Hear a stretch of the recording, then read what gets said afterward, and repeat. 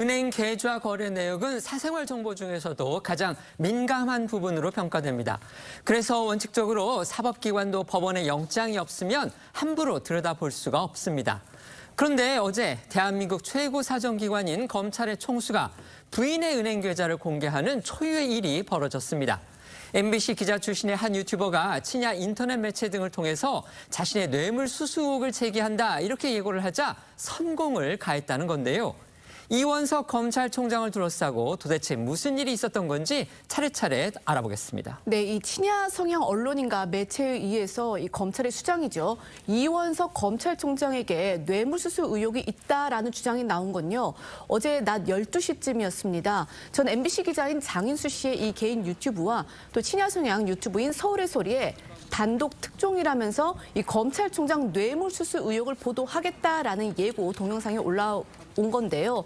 결과적으로는 대검찰청이 이 총장 부인의 은행 계좌 거래 이 내역을 공개를 하면서 의혹 제기 4시간 만에 사실 무근일 가능성이 확실해졌지만 장성 기자와 서울의 소리가 공개한 예고편만을 봤을 때는 마치 이 총장이 뇌물성 거액을 받은 사실이 확인이 된 것처럼 보여서 상당한 파장이 일었었습니다. 이 예고편 영상을 보면은요, 장정 기자가 이제 누군가로부터 제보 전화를 받고서 황급히 취재를 하러 가는 그런 모습 등이 담겼었죠. 네, 이 예고편 분량이 한 1분 남짓 되는데 말씀하신 것처럼 영상 속에서 이 장정 기자는요, 누군가로부터 전화를 받고서 검찰총장이 돈을 받았다라면서 이 취재를 하러 떠나는 듯한 그런 모습이 담겨 있습니다.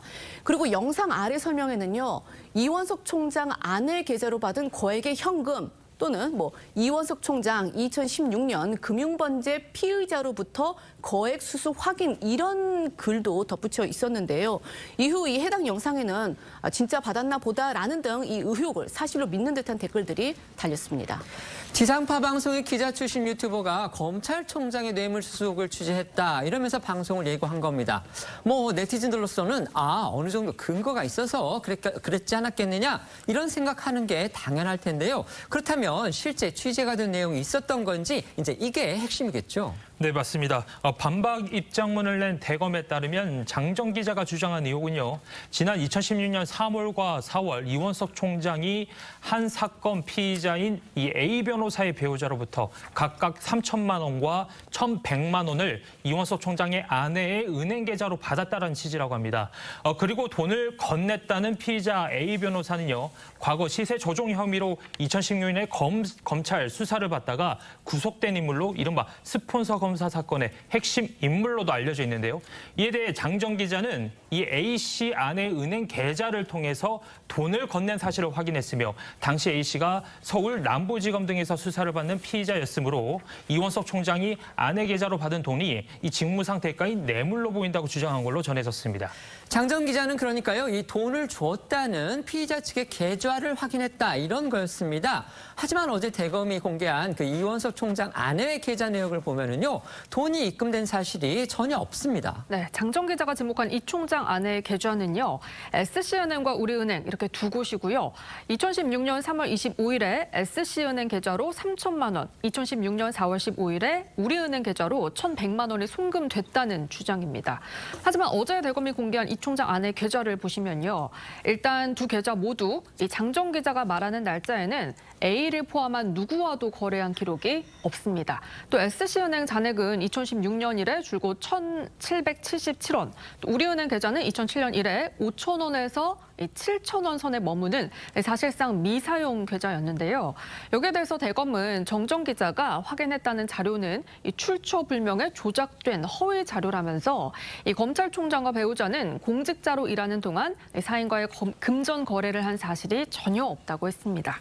또한 대검은 어제 반박 입장을 통해서 장정 기자 이전에도 여러 차례 같은 취지의 의혹 제기가 있었다라고 밝혔습니다. 그러니까 지난 1월부터 일간지와 또 현 정권의 비판적 주장을 계속해온 유튜브 매체 등이 장정 기자와 같은 그 허위 자료를 토대로 해서 취재를 요청해 왔다가 계좌 원본을 본 뒤에 취재를 접은 사실이 있다라고 한 건데요. 검찰에 따르면 한 일간지는 이 총장 배우자의 계좌 거래 내역 원본을 열람한 뒤에 그 일간지가 오해가 풀렸다면서 취재를 중단했다라는 사실도 알렸습니다. 그러면서 검찰은 이런 사실을 장정 기자에게도 알렸다라면서 지난달 26일과 29일 대검 대변인이 이 장 전 기자에게 보낸 메시지도 함께 공개를 했습니다.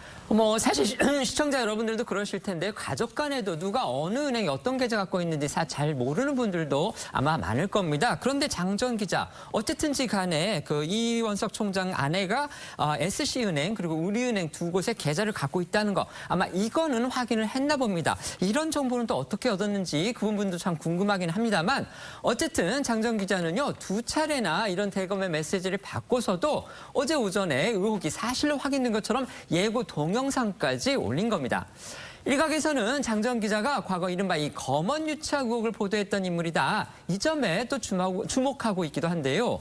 검언 유착 의혹, 시청자분들도 잘 아시겠지만요. 추후 수사 그리고 재판을 통해서 사실상 실체가 없던 일로 판명난 상태입니다.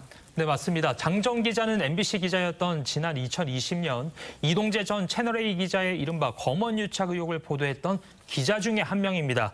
당시 함정 취재 논란도 있었죠. 그리고 2022년에는 서울의 소리 이명수 기자와 김건희 여사가 통화한 녹취록을 MBC 스트레이트에서 방송하기도 했는데 당시 장 전 기사와 서울의 소리 측의 목소리 잠시 들어보시죠. 김건희 씨가 이 기자와 나누는 대화 중간중간에 우리 사회를 바라보는 상당히 왜곡된 시선이 있다. 상당 부분 좌지우지하는 걸 보입니다. 윤석열 총장의 행동 그리고 캠프의 어떤 전략이나 방향 이런 것들을 김건희 씨가 상당 부분 개입하고 있다라는 정황이 김건희 씨의 말 중에 중간중간 묻어나거든요. 그게 이제 그 다음 주에 방송할 내용입니까? 아직까지 어제 방송이 끝나서 다음 주 방송 계획을 벌써 세우진 못했고요. 이런 부분들은 당연히 충분히 보도 가치가 있다고 판단했고요. 저 공개할 내용 중에 그 제일 중요한 대목이 그거거든요. 김건희 씨가 검찰권을 좌지우지했다는 그런 뉘앙스가 풍기는 대화인데 이게 적은 일입니까? 서울의 소리라는 매체는 시청자 여러분들도 잘 아실 겁니다. 이른바 이제 김건희 여사와 관련된 여러 건을 보도를 해서 논란을 불러일으켰던 그런 매체인데요. 이 서울의 소리는 얼마 전에 대법원에서 이 김건희 여사한테 1,000만 원을 하라 이런 판결을 또 받기도 했습니다. 그러니까 김 여사 측이 일부 승소 판결을 확정받은 겁니다. 네, 지난 25일이죠. 대법원이 김건희 여사가 서울의 소리 백은종 대표와 이명수 기자를 상대로 낸 손해배상 청구 소송에서 원심의 원고 일부 승소 판결을 확정했습니다. 대선을 앞둔 2022년 1월에 당시 김 여사는 방송 전 녹음 파일 공개를 막아달라며 가처분 신청을 했지만 법원이 일부 내용만 제외하고 공개를 허용했었죠. 이후 MBC와 서울의 소리가 통화 내용을 공개하자 김 여사는 명예권과 프라이버시권을 침해당했다며 1억 원 상당의 손해배상 청구 소송을 냈는데 서울의 소리 측은 정당한 취재라고 항변했지만 1, 2심 법원은 기자들이 공동으로 이 김 여사에게 1천만 원을 배상하라고 판결했었습니다. 그 1, 2심 판결이 대법원에서 이제 확정이 된 겁니다. 어쨌든요, 어제 대검의 반박이 나온 이후에 장인수 전 기자 사과문까지 올리면서 수습에 나섰습니다. 네, 이 검찰총장 아내의 은행 계좌까지 공개한 이 대검의 반박이 나온 지 20여 분 만에 장인수 전 기자와 이 서울의 소리는요, 예고 영상을 비공개로 전환을 했습니다. 현재는 이제 볼 수가 없는데요. 장 전 기자는 또 오늘 예고한 방송은 취소됐다. 이 자세한 내용은 추후 공지하겠다. 많은 분들께 혼란과 심려를 끼쳐서 죄송하다라는 사과문도 올렸습니다.